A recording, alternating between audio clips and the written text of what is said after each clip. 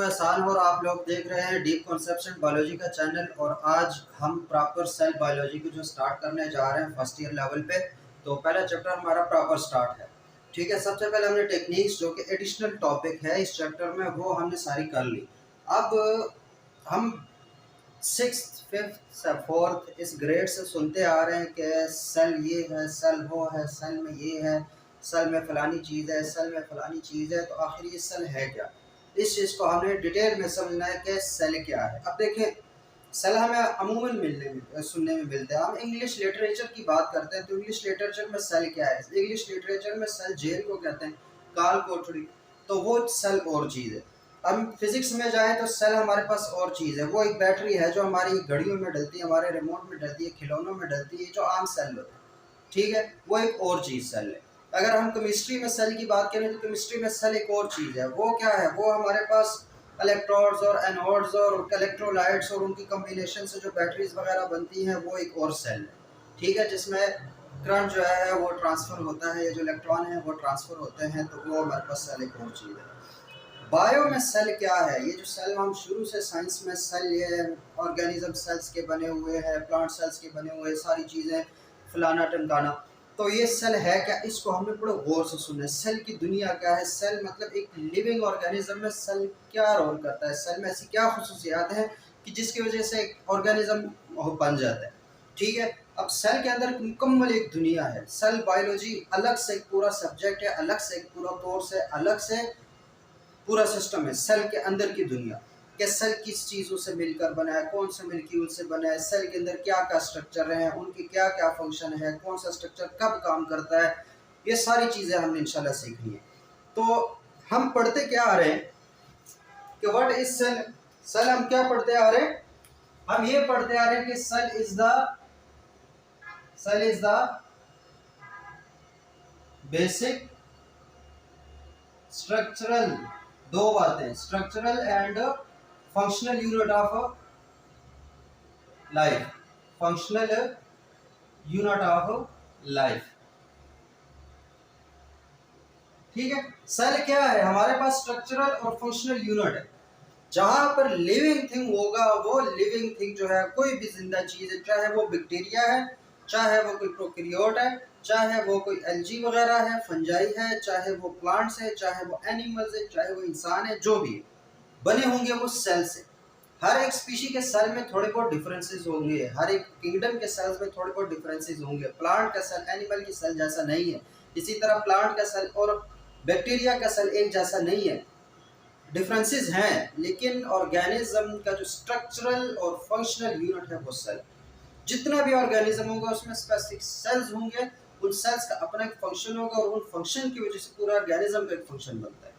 ठीक है, कलेक्टिवली अगर हम हर एक सेल के फंक्शन को देखें तो उसी लिहाज से फंक्शन एक ऑर्गन का बनता है और इसी लिहाज से फिर एक पूरे ऑर्गन सिस्टम का बनता है और एक पूरे ऑर्गेनिज्म का बनता है। ठीक है, तो हम तो 9th 10th में तो ये हमने पढ़ लिया। हम 6 से पढ़ते आ रहे हैं कि cell is the basic structural and functional unit. क्या चाहे उसके स्ट्रक्चर की बात करें, उसके फंक्शन की बात करें, सेल उसका बेसिक यूनिट है। तो सबसे पहले हमें फिर पता होना चाहिए कि सेल है क्या।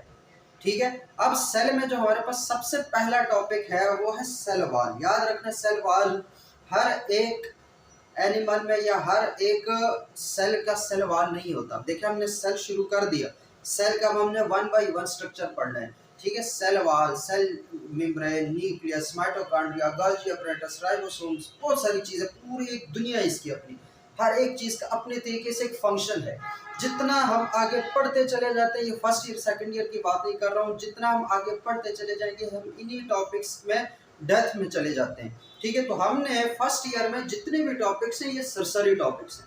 सरसरी मतलब ये ऊपर ऊपर से चीज़ों को बयान किया कि हर एक टॉपिक के डेप्थ में नहीं गए। तो हमने हर एक चीज़ को समझना है और जो चीज़ याद रखना है। फिर ये सिर्फ ये नहीं कि आपके लिए जब आपका MD-CAT, ईटा टेस्ट या इस तरह के जो टेस्ट होंगे, मेडिकल टेस्ट जो होंगे, उनमें इन्हीं टॉपिक्स से तो MCQs आते हैं। तो हमने इस चीज़ को बेहतरीन तरीके से समझना है, हम समझाने की कोशिश करेंगे, आप लोगों ने समझना है। तो सबसे पहले हमने आज शुरू करना है सेल वॉल, जो आज हमारा टॉपिक है, जिसको हमने बड़े ही बेसिक से लेकर चलना है। वो हमारे पास सेल वॉल है कि भाई सेल वॉल क्या चीज है, what is a cell wall.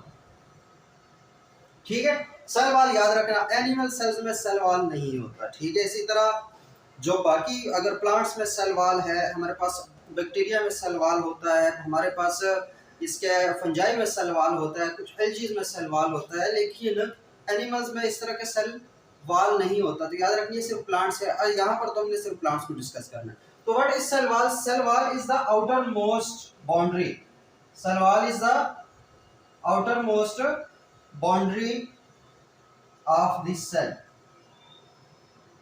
Of the cell. Outermost boundary of cell की जो होगी वो हमारे पास सेल वॉल होती है। वो क्या होती है? जैसे एक घर है और उसके घर जो चार दीवारी लगी होती है तो वो उसके वॉल बनती है, उसकी हवेली बनती है, वो चार दीवारी।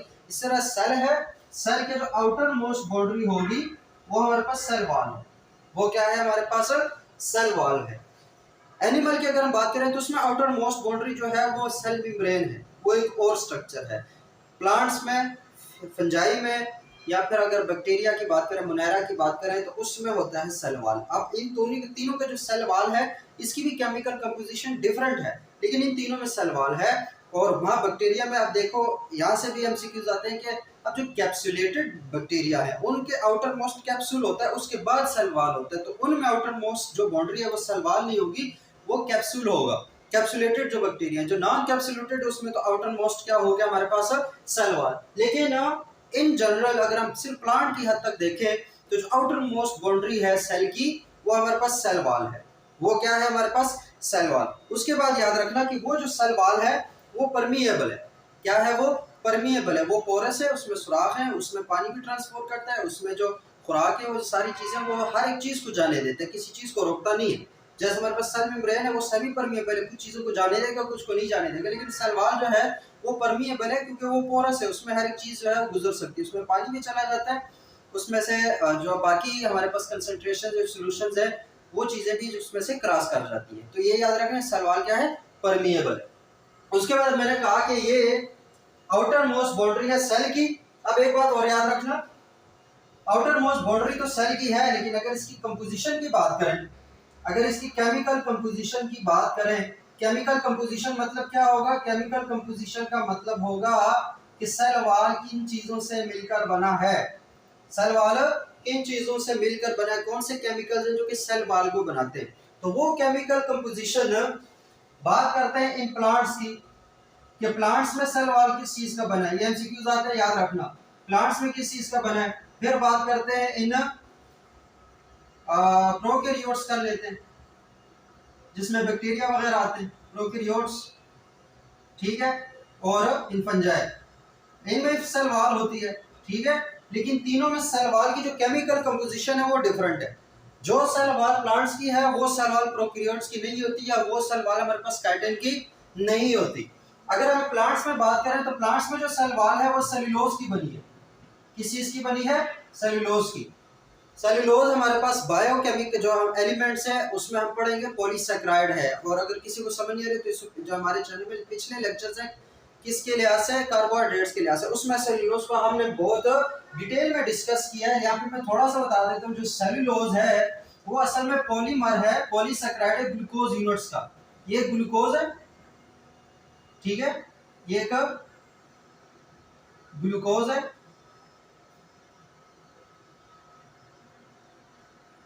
ये ग्लूकोज हमने बना दिया CH2OH। ये क्या है हमारे पास? एक अल्फा ग्लूकोज है, अल्फा ग्लूकोज है। इस अल्फा ग्लूकोज के जब 1000, 2000, 3000 यूनिट्स इकट्ठे होते हैं कंडेंसेशन के थ्रू तो एक पॉलीमर बनता है। वो पॉलीमर हमारे पास क्या है? सेल्यूलोज। तो जो प्लांट्स का सेल वॉल है वो किस चीज का बना हुआ है? सेल्यूलोज का बना हुआ है, सेल्यूलोज का बना हुआ है। सेल्यूलोज का जो मोनोमर है वो क्या है? अल्फा ग्लूकोज है। वो क्या है हमारे पास? अल्फा ग्लूकोज है। अगर हम बात करें प्रोकैरियोट्स की, तो प्रोकैरियोट्स में जो सेल वॉल बनता है वो पेप्टिडोग्लाइकन का बनता है, पेप्टिडोग्लाइकन, ठीक है। ये कॉम्प्लेक्स हमारे पास कंजुगेटेड मॉलिक्यूल है, क्योंकि पेप्टिडोग्लाइकन का मतलब इसमें कार्बोहाइड्रेट्स भी हैं, इसमें कार्बोहाइड्रेट्स प्लस प्रोटीन्स इनसे मिलकर बना हुआ है, ठीक है। कार्बोहाइड्रेट्स और प्रोटीन से मिलकर बना हुआ है क्या? पेप्टिडोग्लाइकन। तो प्लांट्स में सेल्यूलोज का सेल वॉल होता है, प्रोकैरियोट्स में किसका होता है? पेप्टिडोग्लाइकन का। पेप्टिडोग्लाइकन मतलब कार्बोहाइड्रेट्स और प्रोटीन से मिलकर बना है। अगर फंजाई में बात करें तो फंजाई में जो सेल वॉल है वो काइटिन का बना होता है। किसका बना होता है? काइटिन का। काइटिन भी एक पॉलीसैकेराइड है, लेकिन बाकी ये सेलुलोज की तरह है, लेकिन जो कार्बन नंबर 2 है उसके यूनिट्स में, उसमें OH की जगह क्या होता है, हमारे पास अमीडो ग्रुप होता है। कैसे? जैसे हमारे पास ये अल्फा ग्लूकोज था, इसके ये जो कार्बन नंबर 2 है, ये 1 है और ये 2 है, जो कार्बन नंबर 2 है वहां पे अमीडो ग्रुप होगा। क्या होगा? अमीडो ग्रुप। ये चीज इसके साथ अटैच हुई होती है। बाकी ये सेलुलोज की तरह है, लेकिन कार्बन नंबर 2 पे हर मोनोमर में क्या होगा? अमीडो ग्रुप होगा। कौन सा ग्रुप है ये? अमीडो। तो ये भी एमसीक्यूज आ सकता है, ठीक है, कि which one of the following contains nitrogen group. 4 MCQ हो सकते हैं, सेलुलोज, पेप्टिडोग्लाइकन, ग्लाइकन, उसके बाद काइटिन और उसके बाद कोई और स्टार्च। तो पेप्टिडोग्लाइकन या अमीडो ग्रुप जो है, सॉरी अमीडो ग्रुप किस में होगा? वो काइटिन में है। कार्बन नंबर 2 पे कौन सा ग्रुप अटैच हुआ होता है? अमीडो ग्रुप। मतलब वो कोई नाइट्रोजन कंटेनिंग कंपाउंड होगा, नाइट्रोजन कंटेनिंग। बाद ऑप्शन में अमीडो ग्रुप आता है, बाद ऑप्शन में NH2 ग्रुप आता है। तो दोनों यही किस में होंगे? काइटिन में होंगे। तो केमिकल कंपोजिशन की समझ आ गई कि जो हमारे पास सेल वाला आउटर मोस्ट बाउंड्री है सेल की, उसमें की केमिकल पोजीशन अगर प्लांट्स में बात करें तो प्लांट्स में जो सेल वॉल बना है वो सेलुलोज का बना है। प्रोकैरियोट्स में सेल वॉल किस चीज का बना है? पेप्टिडोग्लाइकन का बना है। और फंजाई में सेल वॉल किस चीज का बना है? काइटिन का बना है। किस चीज का बना है? काइटिन का। तो ये तीनों में केमिकल कंपोजिशन की डिफरेंस हो गए। उसके बाद हमने इसके भी डिटेल में नहीं जाना, इसके भी डिटेल में नहीं जाना, हमने डिटेल में जाना प्लांट्स के, ठीक है। सबसे अबंडेंट हमारे पास प्लांट्स है, तो प्लांट्स को हमने देखना है कि उसकी क्या खुसूसियात है, उसका जो सेल वॉल का स्ट्रक्चर है वो कैसा है, ठीक है। सेल वॉल का स्ट्रक्चर कैसा है, अभी अब आप लोगों को पता चल गया कि सेल वॉल की केमिकल कंपोजिशन प्लांट्स में क्या है? सेलुलोज है। प्लांट्स में क्या है? वो सेलुलोज है। सेलुलोज का मिलकर बना हुआ होता है और इसके 1000, 2000, 3000 जब ग्लूकोज अल्फा ग्लूकोज मिलते हैं तो सेलुलोज बनता है। फिर वो सेलुलोज मिलकर हमारे पास सेल वॉल बनाते हैं। अब कैसे? अब एक तो हो गया हमारे पास सेलुलोज, बिलफर्ज ये एक सेलुलोज है, ये दूसरा सेलुलोज है, ये तीसरा, ये चौथा, ये पांचवा, ये छठा, ये मतलब मिलते चले जा रहे हैं सेलुलोज के यूनिट्स, ठीक है। ये मिल गए सारे ऐसे बिल्कुल छोटे छोटे मतलब ये होंगे। ये सेलुलोज इस तरह हमारे पास मिल गया। अब जब सेलुलोज इस तरह आपस में मिलता है तो वो एक धागे की शक्ल बना देता है, ठीक है, एक धागा सा बन जाता है। इनको कहते हैं, जब ये बहुत सारे सेलुलोज आपस में मिलते हैं तो एक धागे की सूरत में, एक फाइबर की सूरत में ये बनते हैं। इसको कहेंगे सेलुलोज माइक्रोफिब्रिल्स। सेलुलोज माइक्रोफिब्रिल्स, जो बुक में नाम आया ना माइक्रोफिब्रिल्स का, तो वो हमारे पास असल में इन चीजों की बात हो रही है कि जब सेलुलोज के यूनिट्स आपस में मिलेंगे तो वो एक धागे की सूरत में बनते जाएंगे। उनको कहेंगे सेलुलोज माइक्रोफिब्रिल्स। उसको क्या कहेंगे? Cellulose microfibrils. ये भी समझ आ गई कि माइक्रोफिब्रिल्स क्या होता है, ठीक है। ये बुक में सिर्फ एक नाम लिखा हुआ है, माइक्रोफिब्रिल्स को समझ आ गई कि माइक्रोफिब्रिल्स क्या है, उसके धागे कैसे बनते हैं। अब ये तो हो गया। अब ये जो हमारे पास सेलुलोज है, ये सेल वॉल में सेलुलोज अबंडेंट है, लेकिन इसके साथ साथ और भी कुछ पॉलीसैकेराइड है जो सेल वॉल के अंदर होते हैं। लेकिन उससे पहले हमने सेल वॉल के बेसिकली 3 टाइप्स, ठीक है। एक प्लांट का जो सेल लेंगे तो उसमें सेल वॉल 3 टाइप्स का होगा। एक हमारे पास होगा, याद रखना, एक हमारे पास होगा प्राइमरी सेल वॉल। हमने तीनों को साथ साथ चलना, प्राइमरी सेल वॉल, एक हमारे पास है सेकेंडरी सेल वॉल,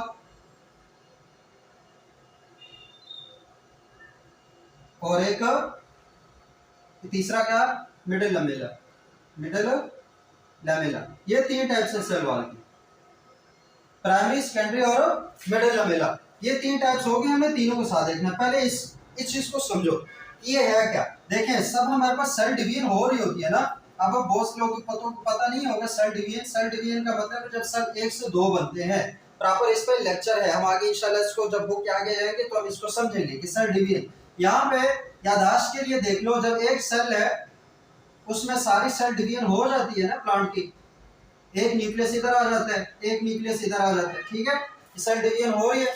उसके बाद यही जो सेल है वो कुछ सिक्रीशंस यहाँ पे सीक्रेट करना शुरू कर देता है, ठीक है, यहाँ से बीच में ऐसे बीच में ऐसे, इसको प्लाज्मोडेस्माटा बोलते हैं, बाद में देखेंगे आप। अब ये जो सिक्रीशन है, इन सिक्रीशंस की वजह से क्या होगा कि ये सेल अलग और ये वाला सेल अलग, लेकिन ये आपस में सबसे पहले यहाँ पे कुछ बीड्स जो हैं वो इकट्ठी हो जाती है, कुछ बीड्स हैं, कुछ सार्ट्स हैं जो कि इकट्ठे होंगे, और उन इकट्ठे होने की वजह से ये सेल और ये सेल आपस में चिपका रहेगा, जुड़ा होगा, मतलब ये तो अलग होगा, ये अलग हो गया, लेकिन इस बीड्स की वजह से, इस मैग्नीशियम साल्ट्स की वजह से, ये कैल्शियम साल्ट्स की वजह से, इस जेल की वजह से ये जो सेल है और ये सेल है ये आपस में एक दूसरे के साथ जुड़े होते हैं। इस वाले स्ट्रक्चर को सबसे पहले, ये वाला जो स्ट्रक्चर है जो दो सेल वाल को या दो सेल्स को आपस में जोड़ी रखता है, इसको बोलते हैं मिडल लमेला। इसको क्या बोलते हैं? Middle Lamela. तो मिडल लमेला नाम से पता चल रहा है दो सेल्स के मिड में होगा, दो सेल्स को डिफरेंशिएट भी करेगा और उनको आपस में जोड़ी भी रखेगा, इसको कहेंगे मिडल लमेला। मिडल लमेला हो गया। मिडल लमेला में बेसिकली क्या होता है, कंपोजिशन की बात करें, एक तो ये दो सेल्स के बीच होगा, कंपोजिशन की बात करें तो इसमें एक पेक्टिन है और कुछ हमारे पास कैल्शियम और मैग्नीशियम की साल्ट्स है जो कि जेल बना देते हैं, और जेल की वजह से हमारे पास दो सेल्स आपस में जुड़े होते हैं। तो ये तो हो गया मिडल लमेला। अब मिडल लमेला के बाद ये सेल अपनी सिक्रीशंस करेगा, ये सेल अपनी सिक्रीशंस करेगा। हम बाद में देखेंगे कि जितने भी सेल की, जो अगर सेल के अंदर कोई प्रोडक्शन हो रही है, जो सेल की फैक्ट्री है जहाँ पे चीजें बनती हैं, वो हमारे पास गाल्जी अपरेटस है। वो क्या है? गाल्जी अपरेटस। तो यही गाल्जी अपरेटस वहां पे किसको मिलाएगा? वहां पे वो जितने भी जो ग्लूकोज, अल्फा ग्लूकोज, उनको मिलाता जाएगा, कंडेंसेशन होती जाएगी और एक सेलुलोज बन जाएगा, और वो सेलुलोज सीक्रेट होगा, जो प्राइमरी सेलुलोज है वो सीक्रेट होगा और यहाँ पे डिपॉजिट होना शुरू हो जाएगा। यहाँ पे डिपॉजिट होना, ये जो कोने हैं इन पे डिपॉजिट होना शुरू हो जाएगा इस तरह, और ये इस तरह शुरू होगा। सही है? ये जो सेल है वो अपने सेलुलोज है, अपने जो प्राइमरी सेल वाल है उसको क्या करता है? सिक्रीशन करता है उसकी, और एक किनारों पे उसकी डिपोजिशन शुरू हो जाती है, और इस तरीके से हमारे पास सबसे पहले है ट्रू सेल वाल जो बनती है वो प्राइमरी सेल वाल कहलाएगी। ट्रू सेल वाल है कौन सी? Primary cell wall. Primary cell wall हर प्लांट में होगी। प्राइमरी सेल वाल हर प्लांट, चाहे वो छोटा हर्ब्स है, श्रब्स हैं या ट्रीज हैं, प्राइमरी सेल वाल हर एक में होगी। ट्रू सेल वाल जो है प्राइमरी, सेकेंडरी हर एक में नहीं हो सकती। जो ताज़ा पौधे उगते हैं या जो ताज़ा हमारे पास कॉम्प्लेक्स उगती है, इसमें कोई सेकेंडरी सेल वाल नहीं होती, लेकिन जो प्राइमरी सेल वाल है वो उसमें मस्ट है। अगर प्राइमरी सेल वाल की कंपोजिशन की बात करें तो प्राइमरी सेल वाल में हमारे पास पैक्टिन भी होता है। क्या है? पैक्टिन भी होता है, सेलुलोज है, उसके बाद हेमी सेलुलोज है। ये चीजें एमसीक्यूज के हवाले से बड़ी इंपॉर्टेंट है। हेमी सेलुलोज भी है, पैक्टिन भी है, सेलुलोज भी है। इन सारों से मिलकर प्राइमरी सेल वाल बनता है। फिर इस जो सेलुलोज है इसकी अरेंजमेंट पे भी क्वेश्चन आते हैं। देखिए हमारे पास, हम जब कोई चारपाई होती है उसको अगर एक तरफ से ऐसे उसमें धागे बुन लें तो उसमें वो स्ट्रेंथ, वो रिजिडनेस, वो चीज नहीं रहती, लेकिन जब इसकी क्रॉस में आएंगे ना इस तरह, तो वो हमारे पास जो चारपाई है, वो जो मुंडा है, जो भी है, वो सख्त हो जाती है, उसमें स्ट्रेंथ भी आ जाता है। तो यहाँ पर भी जो सेलुलोज है, जो सेल वाल में क्रिस क्रॉस अरेंजमेंट होती है उनकी। कौन सी अरेंजमेंट होती है? Criss cross. Criss cross arrangement होती है सेलुलोज की इनसाइड द सेल वॉल। ठीक है? सेल वॉल की तीन है, प्राइमरी सेल वॉल और मिडल लमेला, ये तो हमने सीख लिए। Primary cell wall true cell wall है जो हर एक प्लांट में होगी। बनी किस चीज से होती है? वो पैक्टिन से, सेलुलोज से और हेमी सेलुलोज से, इनसे मिलकर जो हमारे पास प्राइमरी सेल वॉल है वो बनी। सीक्रेट इसको किसने किया? इसको खारिज किसने किया? बनाया किसने? सेल ने खुद बनाया। साइटोप्लाज्म से ये चीज सीक्रेट हुई और कोनों पे चली गई। अब चारों तरफ इसकी बाउंड्री हो गई, ये साला बन रहा है, छोटा सा पौधा है वो बड़ा होगा, ये डिवीजन होगी, ये सब कुछ होता जाएगा। जब ये सेल अपने मैक्सिमम साइज को रीच कर जाएगा, जब उसके बाद इसने और बड़ा नहीं होना, तो फिर यही जो सेल है वो यहाँ पे inside the primary cell wall जो है वो सेकेंडरी सेल वॉल बन जाती है। Inside the primary cell wall क्या बन जाती है? सेकेंडरी सेल वॉल बनती है। कौन से सेल्स में? स्क्लीरन काइमा सेल्स में, ये भी याद रखना, स्क्लीरन काइमा सेल्स में। अब स्क्लीरन काइमा सेल्स 9 से पढ़ते आ रहे हो, ये डेड सेल्स होते हैं। क्या सेल्स होते हैं? डेड सेल्स होते हैं। तो इसी तरह सेकेंडरी जो सेल वॉल है वो हमारे पास डेड होगी, उसमें कोई लिविंग चीज नहीं होगी, बस वो क्या है, एक वो डेफिनेट शेप जो है वो प्लांट को देती है। अगर सेकेंडरी सेल वॉल को हम आम लफ्जों में कहें, जो हमारे पास लकड़ी होती है वही हमारे पास सेकेंडरी सेल वॉल है। वही बेसिकली क्या है? सेकेंडरी सेल वॉल है। वो जो सेकेंडरी सेल वॉल है वो कहाँ है? वो प्राइमरी जो सेल वॉल है उसके अंदर की तरफ होगी, प्राइमरी सेल वॉल के अंदर की तरफ होगी। जो मिडिल लमेला है वो क्या है? वो दो प्राइमरी सेल वॉल के बीच में होगा। इसी तरह जो प्राइमरी सेल वॉल है वो कहाँ होगा? वो मिडिल लमेला और सेकेंडरी सेल वॉल के बीच में है। ये चीजें याद रखना। सेकेंडरी जो सेल वॉल है वो सबसे इनसाइड द सेल होगा, उसके बाद फिर प्राइमरी सेल वॉल, उसके बाद फिर मिडिल लमेला। क्या? पहले सेकेंडरी, उसके बाद प्राइमरी, उसके बाद मिडिल लमेला। ठीक है, फिर इस तरफ से भी ये मिडिल लमेला, ये प्राइमरी और ये सेकेंडरी।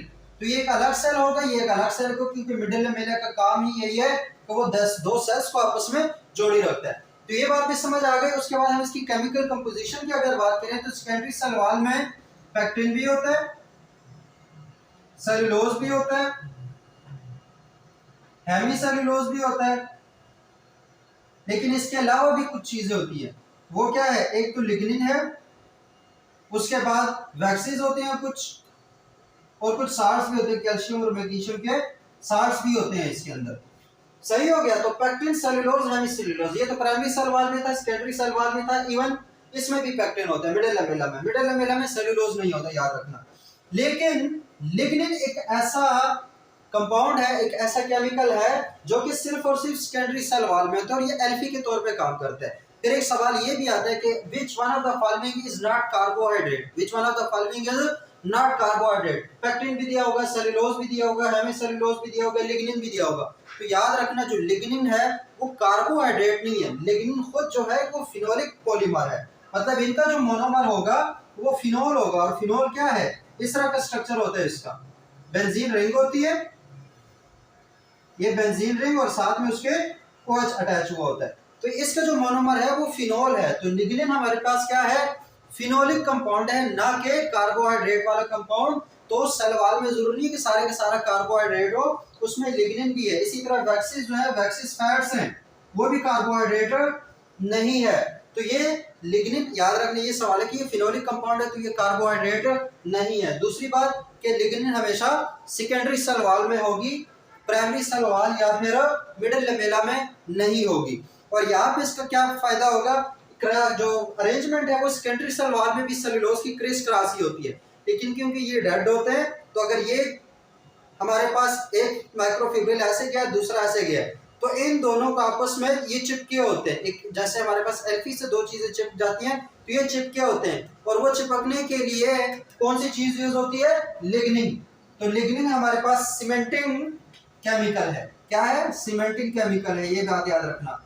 सीमेंटिंग केमिकल मतलब ये चिपकाएगा दोनों को, ये आपस में चीजों को चिपकाएगा। उसके बाद ये डेड है, ये लिविंग नहीं होता, ये डेड सेल्स होते हैं। और तीसरी बात, ये स्क्लीरन काइमा जो सेल्स हैं वही हमारे पास सेल वॉल और सेकेंडरी सेल वॉल बनाते हैं। तो इतनी सारी इंफॉर्मेशन हो गई कि प्राइमरी सेल वॉल क्या है, मिडिल लमेला क्या है, सेकेंडरी सेल वॉल क्या है। सेकेंडरी सेल वॉल में और मिडिल लमेला में और प्राइमरी सेल वॉल में फर्क क्या है, सेकेंडरी सेल वॉल कहाँ होती है, प्राइमरी सेल वॉल कहाँ होती है और मिडिल लमेला कहाँ होता है, ये चीजें भी समझ आ गई। बुक में इतना ही लिखा है। इसके अलावा दो चीजें, एक ये पैक्टिन और एक और इसके साथ होता है पैक्टिक एसिड। इन चीजों को समझो कि पैक्टिन क्या है और पैक्टिक एसिड क्या है। सेलुलोज का तो हमें पता चल गया, सेलुलोज क्या था? सेलुलोज हमारे पास क्या था? अल्फा ग्लूकोज का पॉलीमर था, अल्फा ग्लूकोज का पॉलीमर था सेलुलोज। सही हो गया। पैक्टिन क्या है? पैक्टिन भी हमारे पास एक पॉलीसेक्राइड है। अगर हम पैक्टिन की बात करें या फिर एक और होगा पैक्टिक एसिड, जो हमारे पास साइड बॉक्सेस हैं उसमें ये चीजें लिखी हुई है, तो उन चीजों को भूलना नहीं है। पैक्टिन और पैक्टिक एसिड में फर्क देखो, दोनों का जो हमारे पास मोनोमर है, जैसे सेलुलोज का मोनोमर अल्फा ग्लूकोज था, इनका जो मोनोमर है वो ग्लाइकोलिक एसिड है, ग्लाइकोलिक एसिड। पैक्टिन भी ग्लैक्टोनिक एसिड है और पैक्टिक एसिड भी ग्लैक्टोनिक एसिड है। दोनों का मोनोमर यही है, दोनों ग्लैक्टोनिक एसिड से मिलकर बने हुए। अगर हम यहाँ पे बात करते हैं ग्लैक्टोनिक एसिड को ड्रा कर लेते, ठीक है, ये आपकी बुक में नहीं है लेकिन आगे टेस्ट में MTCAT में फिर ये चीजें याद होती क्योंकि ये अगले चैप्टर में बताई गई है। तो हम यहाँ पे स्ट्रक्चर वाइज इसको समझते हैं कि ग्लैक्टोनिक एसिड क्या है। जैसे हमारे पास है, देखो पहले ग्लैक्टोनिक एसिड से पहले हमें देखे स्ट्रक्चर, हमें ग्लूकोज का समझना है। ग्लूकोज का स्ट्रक्चर क्या था, सेकंड चैप्टर में बड़े डिटेल से 1 2 3 4 5 6, यहाँ पे एल्डो ग्रुप है, सेकंड पे OH है, थर्ड पे H है, फिर OH, फिर OH और फिर ये CH2OH, इस साइड से ये H, ये H, ये OH और ये H। ये हमारे पास सिंपल क्या था, ग्लूकोज था। ये हमारे पास सिंपल क्या है, ग्लूकोज है, डी ग्लूकोज है। अब इसी का एक आइसोमर होता है, इसी का आइसोमर मतलब उसका स्ट्रक्चर फार्मूला भी सेम है, उसका केमिकल फार्मूला भी सेम है, स्टीरो आइसोमर है, लेकिन उसकी स्पेटियल अरेंजमेंट में, उसकी 3D स्ट्रक्चर में डिफरेंस है। ये हमारे पास ग्लूकोज है। अब यही 6 कार्बन वाला 1 2 3 4 5 6, ये 6 कार्बन, यही हमारे पास एल्डो ग्रुप हो गया, सेकंड पे OH, थर्ड पे H और यहाँ पे क्योंकि फोर्थ कार्बन पे भी OH था लेकिन इसमें यहाँ पे H आ जाएगा, ये H आ जाएगा। कितने कार्बन हो गए, 3 2 5, एक ये 6, उसके बाद ये OH और ये CH2OH, इस तरफ H, इस तरफ OH, इस तरफ OH, इस तरफ H। अब ये दोनों का केमिकल फार्मूला सेम है लेकिन इनका जो स्पेटियल अरेंजमेंट में जो 3D स्ट्रक्चर है वो डिफरेंट है। कि ग्लूकोज में जो सिर्फ कार्बन नंबर 3 पे हाइड्रोजन राइट साइड पे है, लेकिन इस वाले में कार्बन नंबर 3 पे और 4 पे दोनों पे हाइड्रोजन राइट साइड पे। इस वाले स्ट्रक्चर को हम कहते हैं गैलेक्टोज। इसको क्या कहते हैं, गैलेक्टोज। ये दोनों एक दूसरे का आइसोमर है, जैसे ग्लूकोज है उसी तरीके से हमारे पास क्या है, गैलेक्टोज है। अब इस गैलेक्टोज को अगर हम इसका बनाते हैं हेवर प्रोजेक्शन या इसका हम रिंग स्ट्रक्चर बनाते हैं, तो इसका जो रिंग स्ट्रक्चर बनेगा वो कुछ ऐसे बनेगा, ये OH, ये OH, यहाँ पे OH इधर, यहाँ पे OH इधर और यहाँ पे CH2OH। अब ये तो स्ट्रक्चर हो गया गैलेक्टोज का। ये क्या है, गैलेक्टोज है, इस चीज को याद रखना। ये अब सिर्फ समझने के लिए, इसको याद करना जरूरी नहीं है, लेकिन ये जो नाम है इसका मतलब क्या होगा, ये हमारे पास जो पैक्टिन है वो किन चीजों से मिलकर बनता है, कौन सा पॉलीसेकेराइड इन्वॉल्व है। ये हमारे पास क्या हो गया, गैलेक्टोज, ठीक है। अब अगर इस गैलेक्टोज का जो कार्बन नंबर 6 है उस पे कौन सा कार्बोक्सिल ग्रुप आ जाए, उस पे कौन सा ग्रुप आ जाए, कार्बोक्सिल ग्रुप। अब कार्बोक्सिल ग्रुप कौन सा होता है, ये वाला, ये क्या हमारे पास कार्बोक्सिल ग्रुप है ना, केमिस्ट्री में पढ़ा होगा, ये हमारे पास कार्बोक्सिल ग्रुप है। तो कार्बन नंबर 6 पे अगर आ जाए कार्बोक्सिल ग्रुप तो वो होगा हमारे पास ग्लैक्टोनिक एसिड। ओनिक आ गया ना आखिर में, इसका मतलब ये कोई कार्बोक्सिलिक कंपाउंड है। तो ये कार्बोक्सिल ग्रुप की वजह से ये गैलेक्टोज अब क्या कहलाएगा, गैलेक्ट्रोनिक एसिड। इसको क्या कहेंगे, गैलेक्ट्रॉनिक एसिड।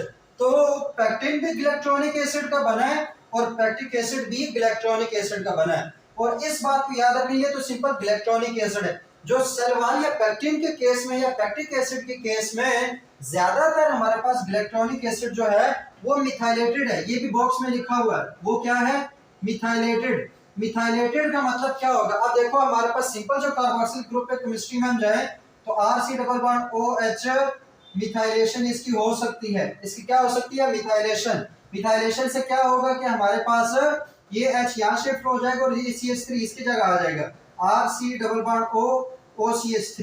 ये क्या हो गई, हमारे पास मिथाइलेशन है, हमने मिथाइल का ग्रुप ऐड कर दिया, इसको कहते हैं मिथाइलेशन।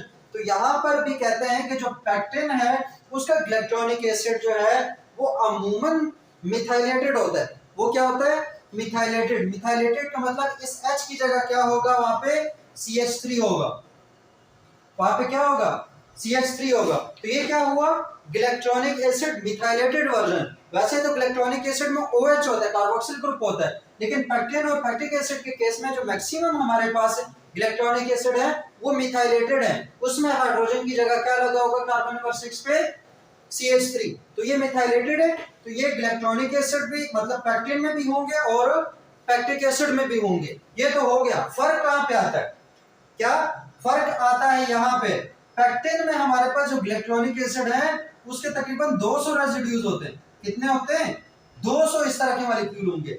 पैक्टिक एसिड का जो होगा उसमें तकरीबन 100 रेसिड्यूज हैं, 100 रेसिड्यूज हैं इसमें इलेक्ट्रॉनिक एसिड के, ठीक है। इसमें कम है रेसिड्यूज, इसमें रेसिड्यूज ज्यादा है। अभी हमने जब कंडेंसेशन या हाइड्रोलाइसिस जब वो चैप्टर हम देख रहे थे तो उसमें क्या था कि जितनी कंडेंसेशन ज्यादा होती चली जाएगी उतनी ही सॉल्युबिलिटी कम होती चली जाती है।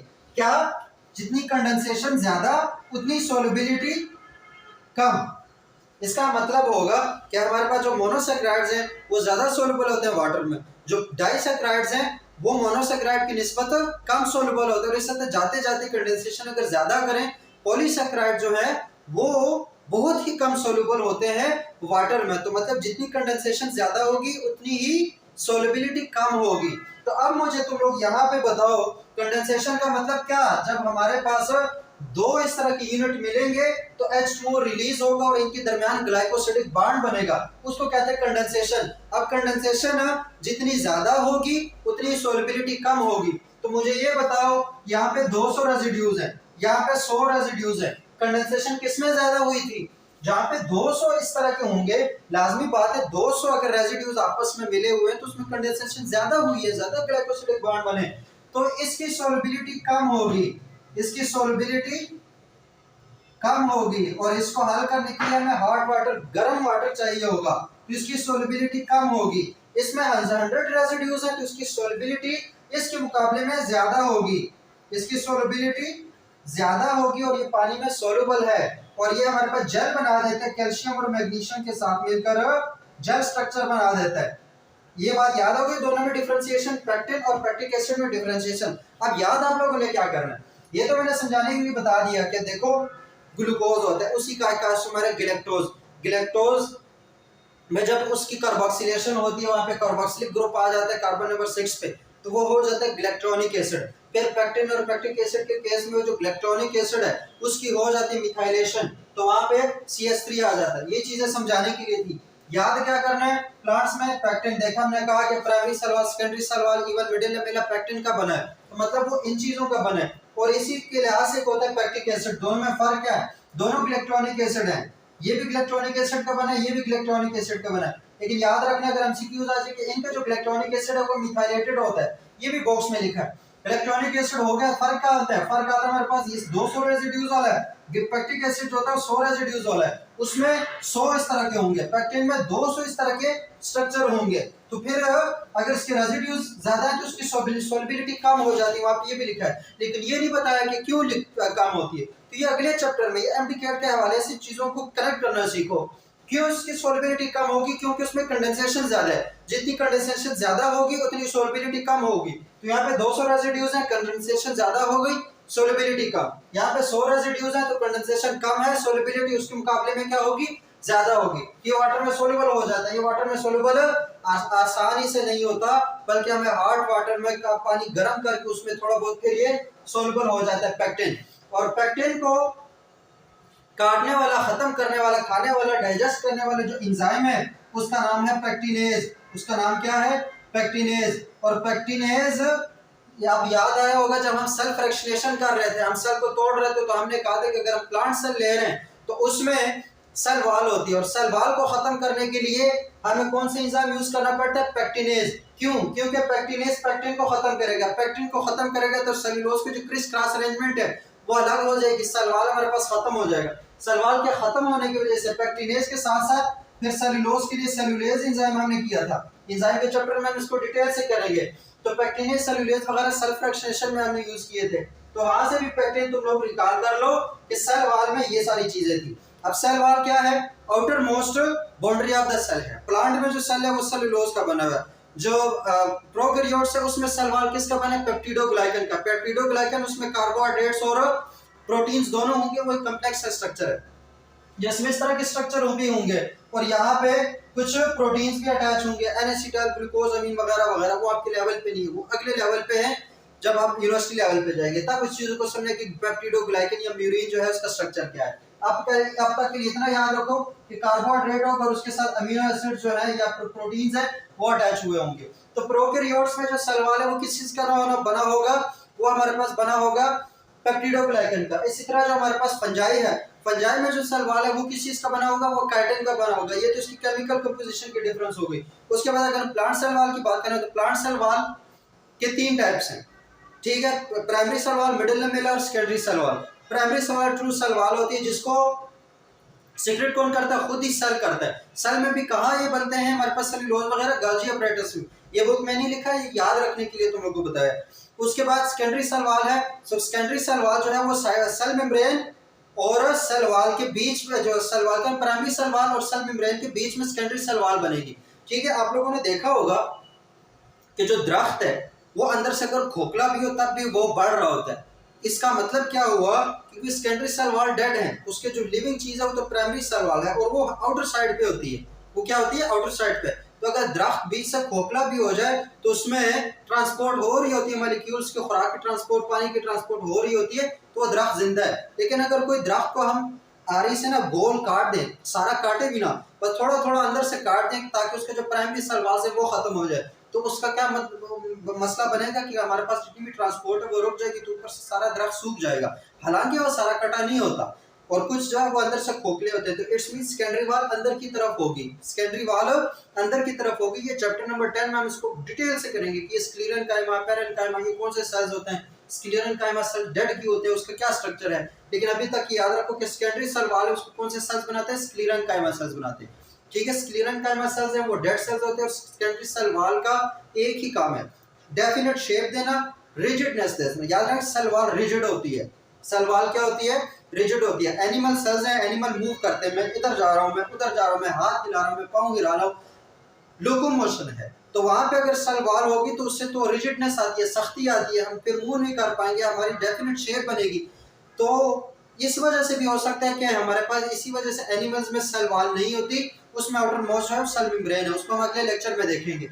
लेकिन सेल वॉल का काम क्या है, सेल वॉल का अगर इस फंक्शन की हम बात करें, हमने स्ट्रक्चर तो डिटेल में कर लिया, फंक्शन की अगर हम बात करते हैं सेल वॉल के सिर्फ फंक्शन है भाई रिजिडनेस, सख्ती देना, रिजिडनेस ये सख्त करता है, उसके बाद डेफिनेट शेप देती है, डेफिनेट शेप देती है।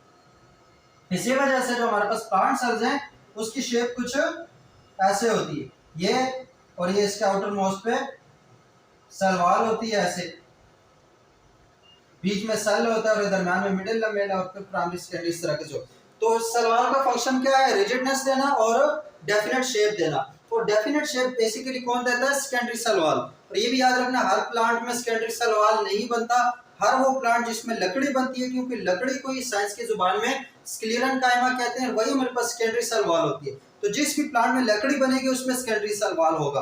कुछ प्लांट्स उसमें लकड़ी बनती नहीं है तो वो प्राइमरी सेल वॉल से होता है, उसमें सिर्फ प्राइमरी सेल वॉल होता है, वही ट्रू सेल वॉल है हमारे पास। प्राइमरी जो सेल वॉल है उसमें रिजिडनेस होती तो है लेकिन इतनी ज्यादा नहीं होती, वो फ्लेक्सिबल होता है। जैसे हमारे पास नया कोई पौधा है उसको अगर हम थोड़ा मोड़ भी लें तो वापस छोड़ दें तो वो उसमें फ्लेक्सिबिलिटी है, लेकिन लकड़ी में उसमें फ्लेक्सिबिलिटी नहीं है, अगर उसको खींचेंगे तो वो टूट जाएगी लेकिन वो फ्लेक्सिबल नहीं है। उसके बाद एक क्वालिटी जो याद रखना कि सेल वॉल हमारे पास प्लास्टिक नेचर का होता है। प्लास्टिक नेचर का मतलब क्या, सेल वॉल को हमने खींच लिया तो वो दूसरे शेप में चला जाएगा, लंबा हो जाएगा, चौड़ा हो जाएगा, लेकिन वापस अपनी शेप में रबड़ की तरह नहीं आएगा, फिर वो उसी शेप में रहेगा, मतलब उसकी जो शेप है वो इरिवर्सिबल है। तो जो हमारे पास सेल वॉल है उसकी नेचर क्या है, वो प्लास्टिक नेचर का है। किस नेचर का है, प्लास्टिक का सेल वॉल है। फिर उसके बाद ये तीन हो गए, फिर हमने पैक्टिक एसिड और पैक्टिन उसको डिटेल से समझ लिया, उसके अंदर कौन से आइसोमर मोनोमर्स हैं, फिर उससे पॉलीसेकेराइड कैसे बना, ये सारा हमने समझ लिया सेल वॉल के लेक्चर में। तो ये हमारे पास फर्स्ट टॉपिक था पहले लेक्चर का। जब पहली बार देख रहे हैं उनके लिए तो वेल एंड गुड है कि चीज़ों को अब एक ही लेक्चर से चीज़ें समझ में नहीं आएंगी, चीज़ों को आहिस्ता आहिस्ता हम कनेक्ट किया जाता है। अभी तो हमने सिर्फ फिल्म शुरू की है, कहानी कैसे कनेक्ट होगी, इसका रिजल्ट क्या आएगा वो आहिस्ता आहिस्ता हम साथ करेंगे। अभी हमने सिर्फ सेल वॉल को समझ लिया, लेकिन सेल वॉल को सिर्फ समझा नहीं है, इसको एमडीकैट के हवाले से एमसीक्यूज कैसे बन सकते हैं उसके लिहाज से भी समझा है। इसके जो आगे चैप्टर्स में, आगे बायो में क्या क्या कनेक्शंस है बुक में, हर उस हवाले से यहाँ पे जितनी बातें भी हमने डिस्कस की है इस बुक में कहीं ना कहीं पर डिस्कस हुई है, लेकिन स्कैटर्ड है। तो हमने उसको क्या किया, सेल वॉल से रिलेटेड जितनी भी इंफॉर्मेशन दी वो एक ही टॉपिक में एक ही जगह पे बता दिया। तो ये हो गया हमारे पास सारा सेल वॉल। मिलते हैं इंशाल्लाह फिर सेल मेम्ब्रेन के साथ, तब तक के लिए मुझे इजाजत दीजिएगा। अल्लाह हाफिज।